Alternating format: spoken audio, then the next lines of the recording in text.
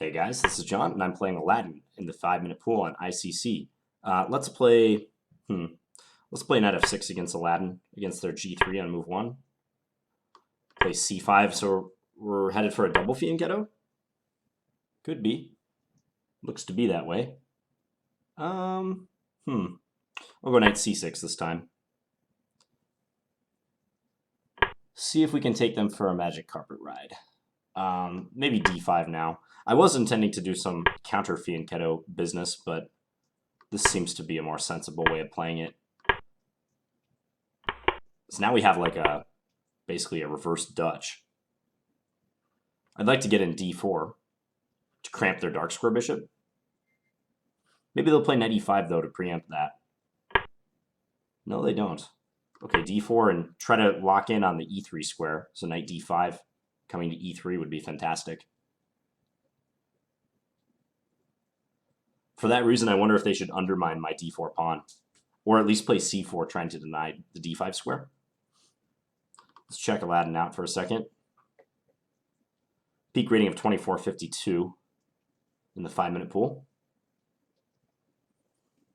It is raining here again. Might be able to hear that. Okay, so they're just allowing my knight into d5 and later into e3. Wow, very passive play. Okay, let's Fianchetto this light square bishop now. The diagonal is pretty clogged, so it's not going to be the biggest factor immediately. But I feel like eventually stuff will happen on this long diagonal. I can jump into c3, but do I gain much? I mean, maybe I can go knight c3, knight b4, attack c2, but I'm not sure. Let's just do this in the meantime. It's unclear to me how they're going to unwind their position. Queen there. Let's just go here just to remind them that c2 needs tending. Maybe now I can play, if queen d2 or queen d1, maybe knight e3. Knight e3, take, I'm attacking a1, but might be too easy for them to get out of that. Let's play b5. Kick this knight away, jumps into e5. If f6, knight g4, knight c3, queen d2.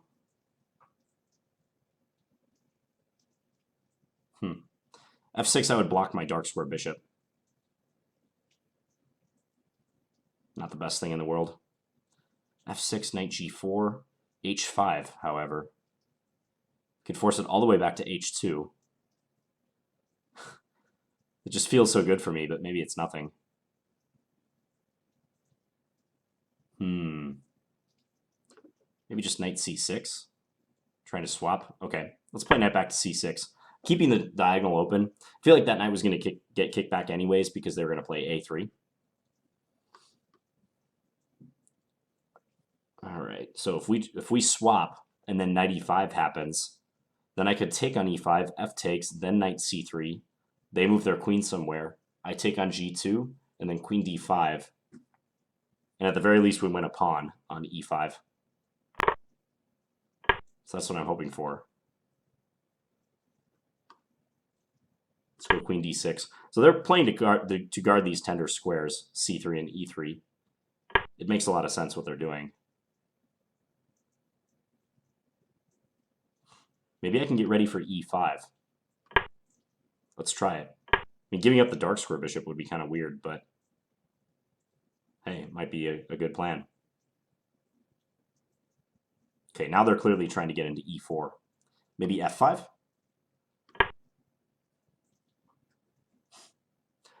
They need to move the e or the c pawns pretty desperately to free themselves, because bishop takes d5 is never going to happen.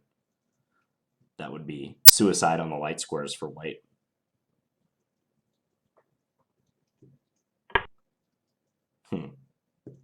Inviting e5. I got to take him up on that offer. If pawn takes, bishop takes, and how do you defend g3? If bishop f4, I take with the knight. I'm winning stuff. Check. Wow, they do resort to this move. Surprised because it's a pretty unfortunate move to have to make. Okay, now if I play h6, they play knight f3, I have e4 followed by e3, winning material. Yeah, that wins material. Because their rook and their bishop are within forking distance if I can get the pawn up to e3. And the knight coming back provides the necessary tempo I gain to do that without them being able to do anything.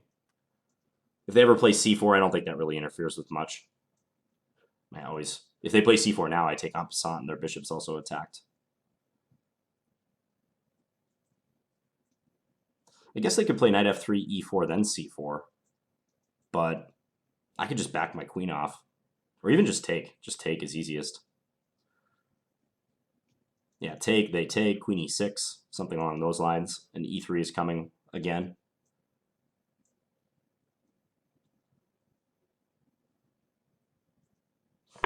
Yeah, I think he realizes what's happening now. Okay, so we take. We're going to win e5. Let's take with the rook. Getting ready to double. Easy plans. I can even play rook into e3 if I want. Let's lock this down. Let's go a5. Probably bishop f4 will be played. Figured they might eventually open a position like this, but now they have to take with a pawn, because if they take with a rook, queen h1 has got to be devastating. That's going to win in short order. So now maybe just bishop e5 is pretty simple. Yeah, let's just swap. It's an extra piece. If king g3, I can play g5.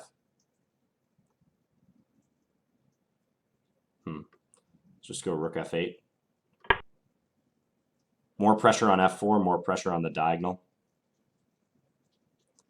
Bishop takes f4, queen takes f4, queen e5 was also sufficient on the previous move. So now if he plays like rook f1, I can take with the rook. Rook takes, queen g2 mate. If king h3 here, bishop takes f4, rook takes f4, rook e3 wins.